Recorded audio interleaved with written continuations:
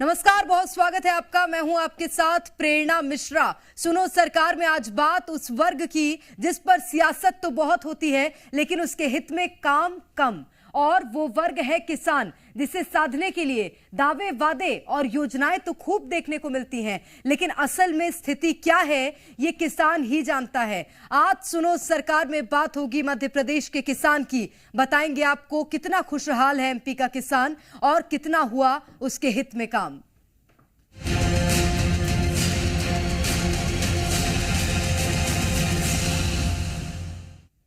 मध्य प्रदेश में किसानों पर राजनीति तो आपने खूब देखी होगी, और तो और किसानों पर सियासत का दौर अब भी जारी है। लेकिन आज हम आपको किसानों की स्थिति बताने जा रहे हैं कि मध्य प्रदेश में आखिर किसानों की क्या स्थिति है, उन्हें सरकारी योजनाओं का कितना लाभ मिल रहा है। इस मुद्दे पर बात करने से पहले आपको कांग्रेस के उन तमाम आरोपों को दिखाते हैं जो आज प्रदेश सरकार पर लगाए गए हैं।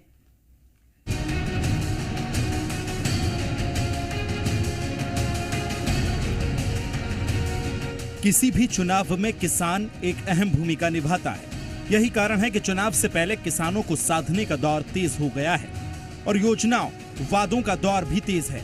कुछ ऐसा ही मध्य प्रदेश में भी देखने को मिल रहा है, जहां सत्ता पर काबिज बीजेपी ने चुनावी साल में किसानों के लिए खूब घोषणाएं की, कई तरह के वादे और दावे किए। लेकिन क्या सभी योजनाओं का लाभ किसानों को मिल रहा है? क्या किसानों से किए हुए वादे पूरे हो रहे हैं?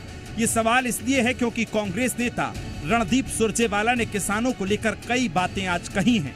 कई गंभीर आरोप किसानों को लेकर लगाए गए हैं। दरअसल मध्य प्रदेश की राजनीति किसानों के इर्द गिर्द घूमती रही है। दोनों सियासी दल किसान हितैषी बनने की कोशिश करते हैं। अब इन आरोपों से घिरी सरकार को इस चुनाव में कितना नुकसान होगा और कांग्रेस पार्टी को क्या किसान अपना वोट देंगे, क्योंकि किसानों को साधने की कोशिश तो जरूर की जा रही है, लेकिन किसान के मन में क्या है ये देखना होगा।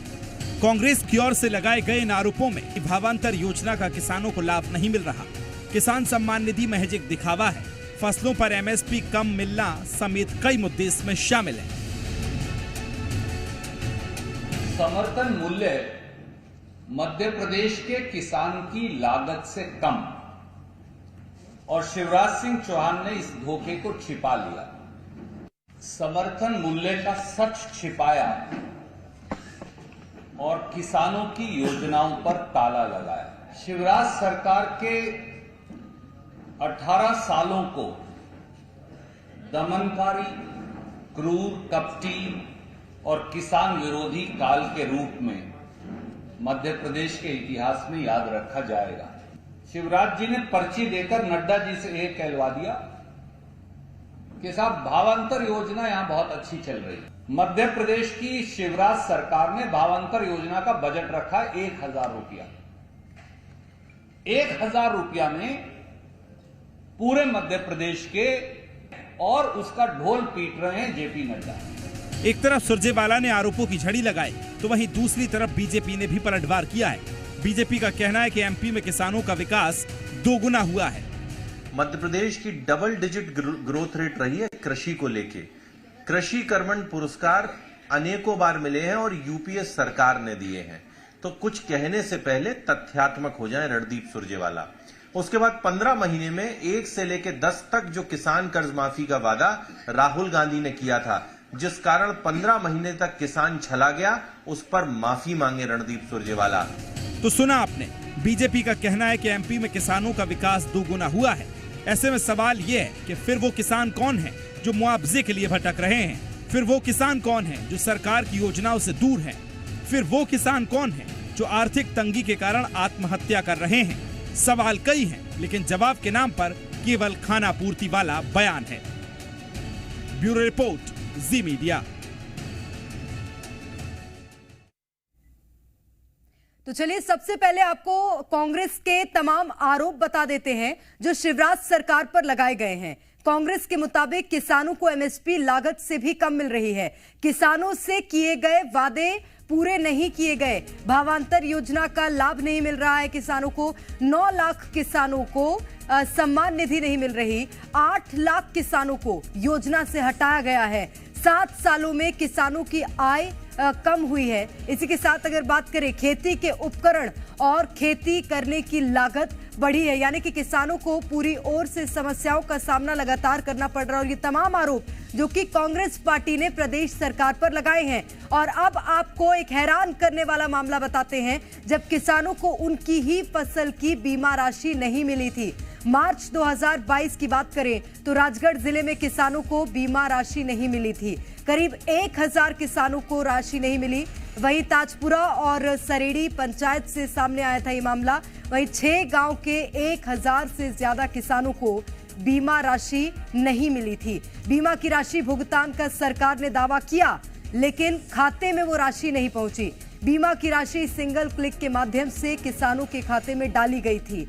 उसके बावजूद किसानों को ये रकम उनके खाते में नहीं मिली। तो ये बीमा राशि का जो मामला था निकलकर सामने आया कि किसानों को बीमा राशि का भुगतान नहीं किया गया। और अब आपको सरकार का वो दावा भी बता देते हैं जिसके जरिए अन्नदाता को साधने की कोशिश की जाती है, लेकिन फिलहाल वो दावा हवा हवाई साबित होता नजर आ रहा है। सरकार की ओर से दावा किया जाता है कि 50% से ज्यादा नुकसान होने पर प्रति हेक्टेयर 32,000 की राहत राशि दी जाएगी। इसके साथ ही 50% नुकसान होने पर फसल बीमा योजना का भी लाभ देने का प्रावधान है। वहीं ओलावृष्टि या बिजली गिरने से मृत व्यक्ति के परिजनों को 4 लाख की सहायता देने का प्रावधान होने का दावा भी किया जाता है। लेकिन ये दावा कितना सच है, ये लगातार हम आपको आंकड़ों के माध्यम से बता रहे हैं। मध्य प्रदेश में जल्द चुनाव होने वाले हैं। उससे पहले सरकार किसानों को साधने के लिए कोई कोर कसर नहीं छोड़ रही। तो वहीं इन सब के बीच किसान परेशान हैं, क्योंकि कई ऐसे किसान हैं जो आज भी मुआवजे का इंतजार कर रहे हैं। कई ऐसे किसान हैं जिन्हें आज भी योजनाओं का लाभ नहीं मिल रहा। ऐसे में कई तरह के सवाल खड़े हो रहे हैं। और पहला सवाल, किसानों के लिए किए गए दावे क्या महज चुनावी दावे हैं? दूसरा सवाल, किसानों पर राजनीति जारी है, लेकिन उन्हें मुआवजा कब मिलेगा? तीसरा सवाल, मौसम की मार झेल चुके अन्नदाता की मदद कब की जाएगी? चौथा सवाल, किसानों की योजनाओं में कौन लगा रहा है सेंध? पांचवा और सबसे अहम सवाल, क्या सियासी पार्टियों के लिए किसान केवल वोट बैंक हैं? ये 5 सवाल हम पूछ रहे हैं। और हमारे संवाददाता दिव्यांश हमारे साथ इस वक्त सीधे भोपाल से जुड़ गए हैं। दिव्यांश, मध्य प्रदेश में किसानों को लेकर तमाम दावे हवा हवाई साबित होते नजर आ रहे हैं। प्रेरणा, 17 नवंबर को विधानसभा चुनाव है। सब पार्टियां तैयारी भी कर रही हैं और एक बार फिर से सियासत के केंद्र बिंदु में किसान आ गया है। और इसकी वजह बनी मध्य प्रदेश कांग्रेस के चुनाव प्रभारी रणदीप सुरजेवाला के आरोप और बयान। आपने 5वां सवाल जो उठाया था कि क्या किसान को सिर्फ वोट बैंक समझा जाता है, क्या जो आरोप लग रहे हैं उसके जवाब में आंकड़े पेश किए जा रहे हैं। 3 मुख्य केंद्र बिंदु आज उठाए गए। भावांतर योजना का, प्रधानमंत्री किसान सम्मान निधि योजना को लेकर आरोप लगाए गए। साथ ही साथ समर्थन मूल्य को लेकर भी गंभीर आरोप लगाए गए। सुरजेवाला ने इतिहास उठाकर पन्ने पलटे और याद दिलाई सीहोर में 2017 में दिए बयान की, जहां बीजेपी ने वादा किया था कि किसानों का मुनाफा बढ़ेगा, ज्यादा लागत मिलेगी। उस बयान के संदर्भ में आज की बात उन्होंने कही, 7 साल हो गए, आय बढ़ने के बजाय आय घट चुकी है। क्या इस पर एक सार्थक बहस और चर्चा सरकार और विपक्ष के बीच हो पा रही है, या किसान को सिर्फ वोट बैंक समझा जा रहा है? ये अपने आप में बड़ा सवाल हो जाता है। प्रेरणा, जिक्र आपने उन सवालों का भी किया जिसमें कुछ ऐसी योजनाएं भी थी जिसका सरोकार किसानों को मिलने वाले फायदे से था, लेकिन क्या ग्राउंड पर किसानों को फायदा मिल पाया? समर्थन मूल्य को लेकर सियासत बहुत सालों से गरमाई हुई है। अगर हम गेहूं के समर्थन मूल्य की बात करते हैं, उसको लेकर भी रणदीप सुरजेवाला ने गंभीर आरोप लगाए हैं कि किसानों की लागत भी नहीं लग पा रही है। आरोप ये भी लगते हैं कि मंडी में व्यापारियों की तो मौज है, लेकिन किसान बदहाल हैं, उन्हें उचित मूल्य नहीं मिल पाता है। ऐसे कई गंभीर आरोपों को लेकर कांग्रेस बीजेपी से सवाल कर रही है, तो बीजेपी कांग्रेस पर आरोप लगा रही है। और इसी उलझन में, इसी सियासी खेल में कहीं ना कहीं किसान आज भी उलझा हुआ नजर आ रहा है कि वो करे तो क्या करे। क्या किसानों के खातों में राशि पहुंच चुकी है? यहाँ पर यह भी आरोप लगाए जा रहे हैं कि प्रधानमंत्री किसान सम्मान निधि योजना में जो लोग थे उनमें से 2 करोड़ लोगों का नाम हट गया, जिनमें से मध्य प्रदेश के 9 लाख किसान हैं। अब इसको लेकर क्या तर्क है, क्या तथ्य हैं, क्या सरकार इस पर अपना पक्ष रखेगी?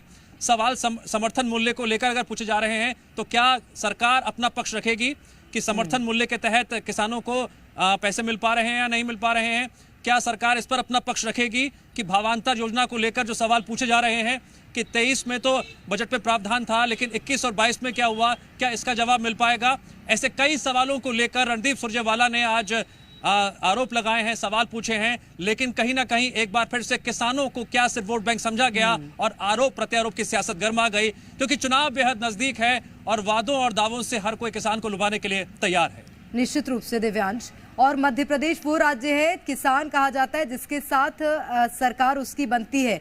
यही कारण है कि किसानों को लेकर लगातार दावे किए जाते हैं और वादे भी किए जाते हैं। वचन पत्र में भी अक्सर किसानों की भलाई का जिक्र किया जाता है, लेकिन जब बात आती है जमीनी रूप से काम करने की, क्योंकि अभी मध्य प्रदेश में दिव्यांश इस बार गर्मी भी बहुत ज्यादा पड़ी थी और उसके बाद बारिश की किस तरह से मार किसानों ने झेली, हमने वो भी देखा, लेकिन मुआवजा और राहत राशि कितने किसानों को मिली? यही तो दिक्कत की बात है। मध्य प्रदेश में करीबन 1 करोड़ किसान हैं जी। छोटे किसान हैं, कई ऐसे किसान हैं जिनकी बहुत कम भूमि है। इनको लेकर दावे बहुत किए जाते हैं। मैं बार बार कह रहा हूं, दावे बहुत किए जाते हैं, लेकिन क्या आंकड़ों पर बात करने के लिए सरकार तैयार है? ये आंकड़े किस तरह सामने आएंगे? विधानसभा में भी कई बार ये मुद्दा गूंजता है, विपक्ष सवाल पूछता है, क्या सरकार की ओर से उचित जवाब आ पाया? भावांतर योजना को लेकर जिक्र किया जा रहा है, योजना बंद हुई थी और 5 साल में इसको लेकर बहुत कुछ कहा सुना गया है, लेकिन क्या इसका लाभ किसानों तक क्यों नहीं पहुंच पाया? योजना पर ताला लगने की बात कही जाती है, जिन योजनाओं पर ताला लगा उसके लिए कौन जिम्मेदार था? क्या इन सवालों का जवाब देने के लिए सरकार या फिर विपक्ष देने के लिए तैयार है? ऐसे कई सवालों के बीच प्रेरणा किसान फंसा हुआ नजर आ रहा है। आपने जिक्र किया उस वक्त का जब किसान को बहुत नुकसान हुआ था भारी बारिश के कारण, क्या उन्हें मुआवजा मिल पाया था? मुआवजे की मरहम लगाने के लिए बयान जरूर दिए गए थे। मुझे अच्छी तरह से याद है कि ऐसे कई बयान दिए गए थे और लगातार ये कहा जा रहा था कि अधिकारियों को दिशा निर्देश दिए गए हैं कि जाकर मॉनिटरिंग करें और साफ तौर से चिन्हित किया जाए और उसके बाद जल्द से जल्द मुआवजा दिया जा सके। लेकिन क्या मुआवजा किसानों तक पहुंच पाया? पहुंचा भी तो कितने किसानों तक पहुंच पाया? ऐसे कई सवाल है प्रेरणा, जिसको लेकर इस वक्त सियासी घमासान जरूर छिड़ा हुआ है और किसान सड़क पर या अपने घर पर बैठा यही पूछ रहा है कि ये चुनावी मौसम है, वादे किए जा रहे हैं, लेकिन क्या जमीनी हकीकत से आंखें चुराई जा रही हैं? निश्चित रूप से। और सबसे बड़ी बात दिव्यांश, क्योंकि मैंने भी मध्य प्रदेश में कई किसानों से बातचीत की, उन्होंने इस समस्या को बहुत बार उजागर किया, ना बीमा राशि मिल रही है, ना मुआवजा राशि मिल रही है, और अब तो चुनाव आ गए तो आप भूल ही जाइए। किसानों की आत्महत्या का मुद्दा मध्य प्रदेश में बहुत ज्यादा गूंजता है, क्योंकि मध्य प्रदेश में किसान बहुतायत मात्रा में, आप खुद भी इस बात का जिक्र कर रहे हैं, और अगर इस तरह की स्थिति रहेगी तो कहां से वो हालात सुधरेंगे दिव्यांश? कौन जवाब देगा प्रेरणा? ये मैं बार बार इसलिए कह रहा हूं क्योंकि चुनावी सीजन है। चुनावी सीजन में लोक लुभावन वादों और दावों का दौर ऐसा शुरू होता है कि मानो किसानों की आय दुगनी हो गई है। विपक्ष ये आरोप लगा रहा है कि पिछले 7 सालों में आय दुगनी तो छोड़िए, लागत नहीं मिल पा रही है।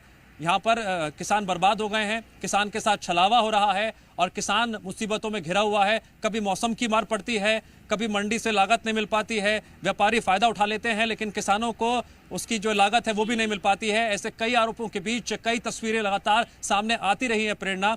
2023 के विधानसभा चुनावों में किसानों का मुद्दा कितना बड़ा मुद्दा है और किसान किसके पक्ष में वोट करेंगे, ये भी देखना अहम होता है। मैं बात करना चाहूंगा आपसे कुछ दिन पहले की, जब बिजली के मुद्दे पर भी ग्रामीण क्षेत्रों में और किसानों को मिलने वाले बिजली को लेकर काफी तूफान मचा था, सियासी तूफान मचा था और ये दावा किया गया था कि गाँव में 10 घंटे बिजली आ रही है, लेकिन विपक्ष आरोप लगाता रहा है कि ट्रांसफार्मर की दिक्कत है, बिजली विभाग की लापरवाही है और साथ ही साथ कई गांव में मात्र 3 से 4 घंटे बिजली आती है और जब 3-4 घंटे बिजली आती है उसी वक्त किसान भागकर अपने खेत में पहुंचता है और तमाम तरह की मुसीबतों से वो घिरा नजर आता है। ऐसे आरोप वक्त वक्त पर विपक्ष लगाता रहा है। अब इन आरोपों और दावों के बीच किसान जहां पर खड़ा हुआ है उसे खुद तय करना है क्या सच है और क्या सिर्फ छलावा है और उसके आधार पर उसे वोट करना है। निश्चित रूप से। और ये समस्या क्या अब सुलझ पाएगी, क्योंकि अब तो चुनाव है दिव्यांश, उसके बाद क्या कुछ स्थितियां देखने को मिलती है मध्य प्रदेश में किसानों को, ये जरूर देखना लाजमी होगा। बहुत शुक्रिया आपका तमाम जानकारी के लिए। और फिलहाल के लिए सुनो सरकार में इतना ही। आप देखते रहिए जी मध्य प्रदेश छत्तीसगढ़।